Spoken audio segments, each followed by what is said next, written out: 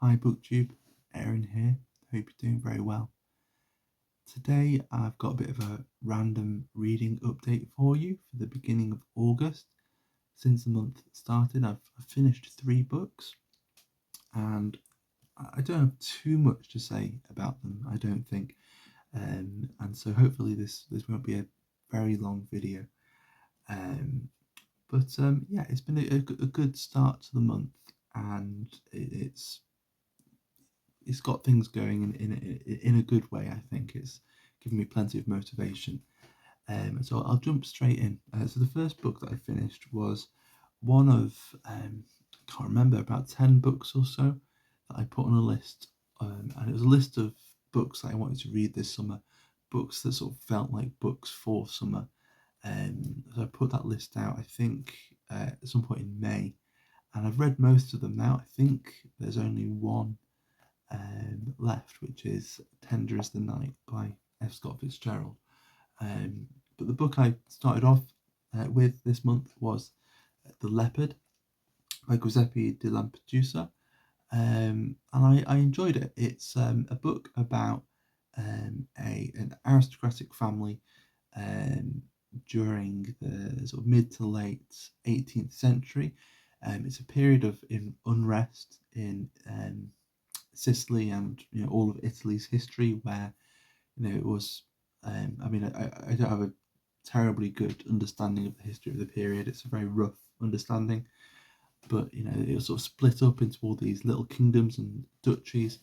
And if I understand correctly, then Garibaldi and other sort of liberals were looking to unite Italy, the whole Italian peninsula, and form a republic for the whole thing. And so that was I think that's kind of what's going on.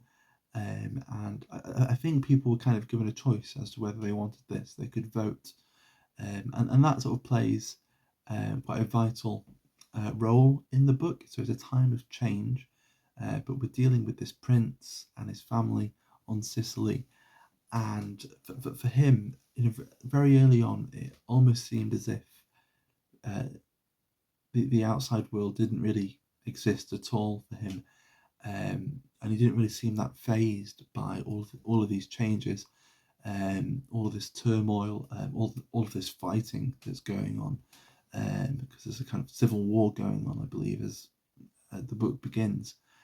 And initially, I wasn't sure whether he's just denying it, he's in denial, whether he is actually on the side of the liberals, or whether he just doesn't care and he's so self-important that he thinks all of this, that the rest of the world is kind of beneath him.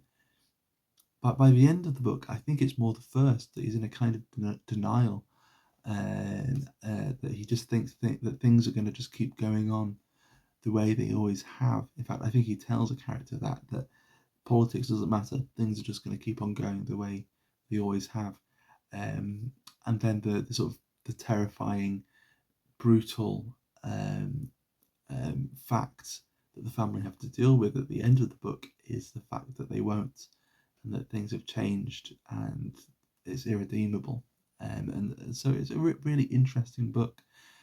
That whole idea there is sort of contrasted with the setting and with nature and the elements, the sun, the hot, oppressive Sicilian sun is mentioned quite a lot, is almost its own character, I felt.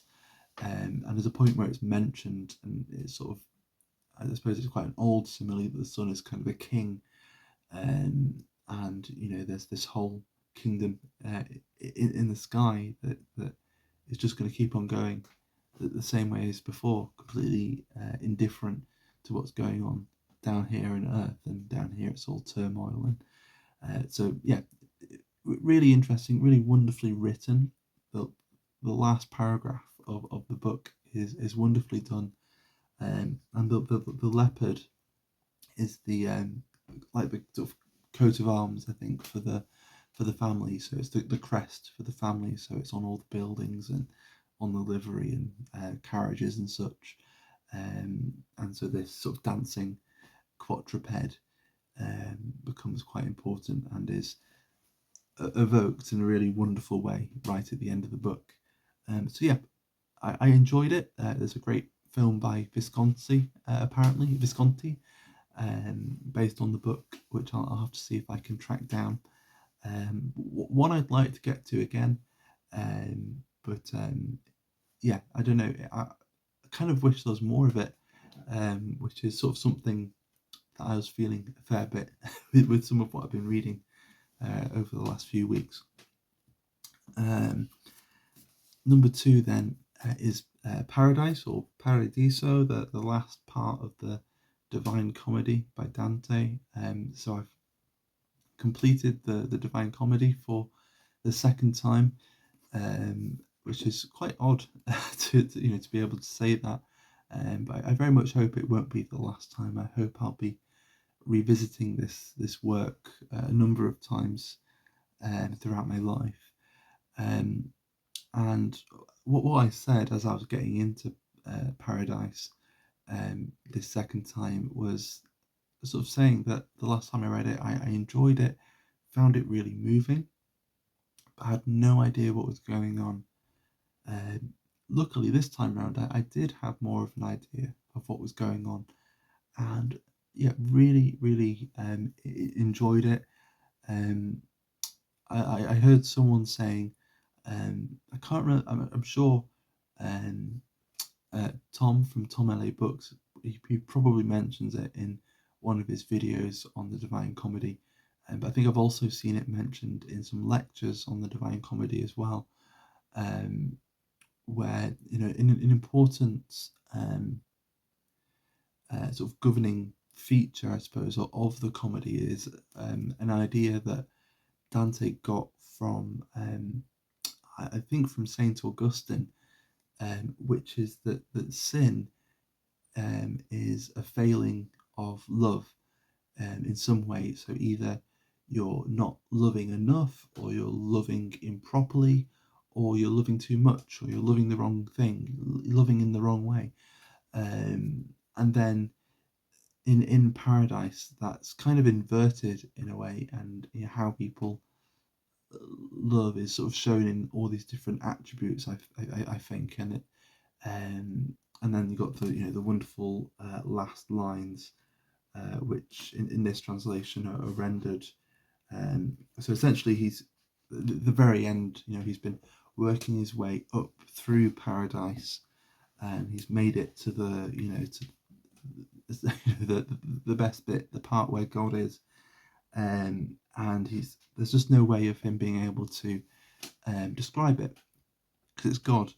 And let's see where to start. I wish to fathom how the human image could fit the circle and be placed in it. I had no wings to fly to what I wanted, except that suddenly my mind was smitten by a flash of lightning, and its wish was granted. And that was the end of lofty fantasy. But now all my volition and desires were turned like a wheel revolving smoothly by the love that moves the sun and all the stars. So just being the idea that the universe is governed and maintained by love, it's a really beautiful idea, and sort of makes sense in the context of Dante's cosmology that he's been building up throughout the comedy, and again, revolving is a really important idea all the way through the comedy as well. Because we have circles of hell, and then we have, as they're making their way up purgatory, they're winding their way through the mountain to get to the earthly paradise, and then they go up, and there are these sort of spheres in heaven, these sort of concentric circles that they sort of start near the middle of, and they're making their way through, and they're all revolving, and they're getting faster and faster as they're going higher up, and eventually they get to the fastest, which is the prime mobile, which is the force that keeps everything else rotating and moving. And so that is, the love that moves the stars. And I can't remember where I was going, but yeah, the idea of rotation, very important. And I've also heard it said that the comedy is a kind of encyclopedia, a summation of all knowledge, and that the word encyclopedia has, cycle in it. It's about turning, to paraphrase T.S. Eliot, about sort of going back and then reaching the starting point to know it for the first time. It's sort of that kind of idea. And so anyway, I'm going off on random tangents, but really, really enjoyed it. And I'm just very keen to get into more Dante. I've never read La Vita Nuova, so I'll read that, and I've got Boccaccio's Life of Dante as well. So they'll be the next books to satiate my Dante fix. And then finally, for Faulkner in August this year, which is an annual event where people read the works of William Faulkner. He was an American novelist writing in the sort of early to mid 20th century. And this year, they're reading his novel, As I Lay Dying.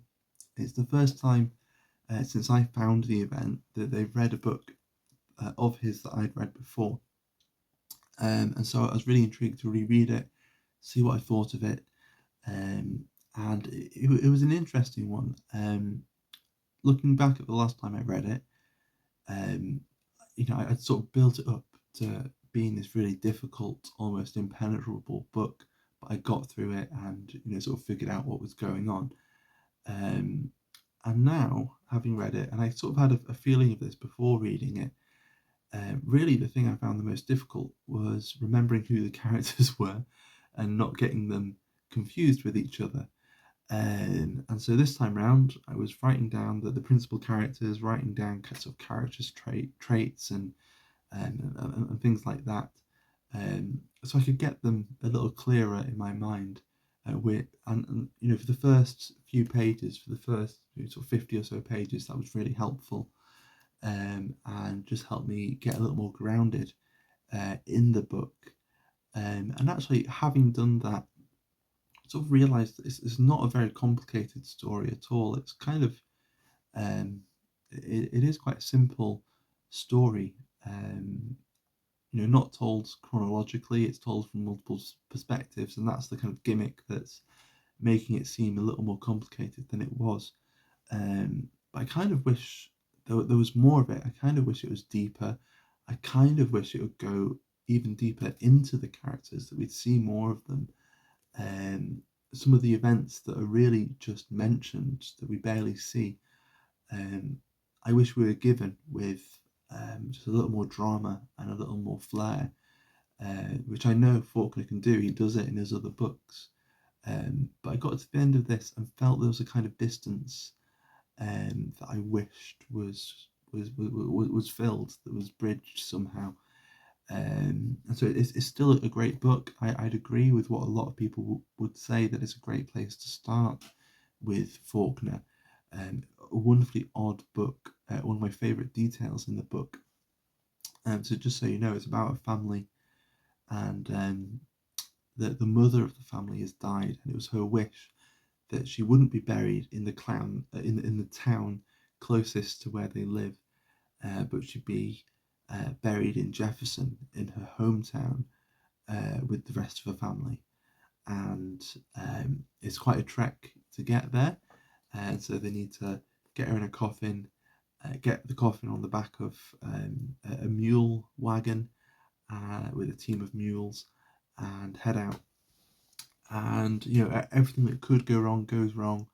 The father of the family is really headstrong, and really quite selfish, and just trying to think of the right word. He just never takes anyone else's advice, never takes charity from anyone. But if he can find a way to cheat other people, you'll find it. And so really quite a detestable character who, to begin with, as you don't really know him too well towards the beginning, you might be able to feel some sympathy for him.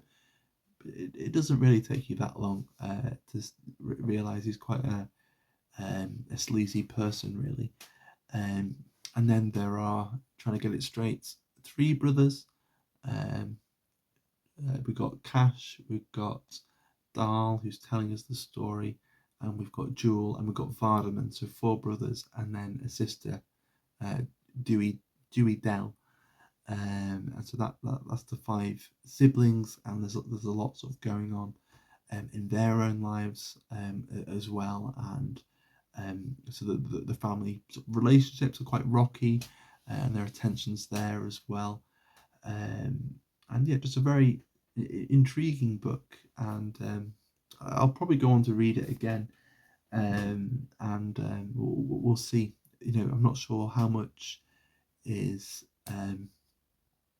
my own tastes changing as a reader, or what, but it was interesting to go back and see it, and yeah, having read Absalom last year, I think I much prefer Absalom to As I Lay Dying, and Light in August is still my favourite. And of the big four, then there's The Sound and the Fury as well, which is the only of those big four that I haven't read yet. And that's everything. So that's what I've just read over the last sort of week, or just over a week or so. I just made the reader profile tag, which went into what you're reading at the moment. So I'm not sure if that's going to go out before or after that, but you'll get a sense of what I'm reading at the moment through that tag. And I'm sure it won't be long before I'm talking about those books as well. So I'll leave it there. So thanks very much for watching. I hope you're doing very well, and I'll see you soon. Bye bye.